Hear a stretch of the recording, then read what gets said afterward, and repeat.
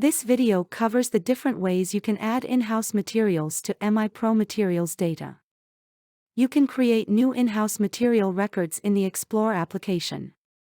All properties, including curves, can be specified in the material datasheet. Another method of creating in-house records is by importing them from specially configured Microsoft Excel workbooks. This allows data to be specified offline, and is especially useful when there is a lot of curve data to be defined. You download a pre-configured template workbook from MI Explore, enter the data in Microsoft Excel, and then import this workbook to create the new in-house record in MI Pro materials data. The Excel method of authoring new materials can be used for creating new material records from scratch, or for duplicating existing in-house or reference records in MI Pro materials data.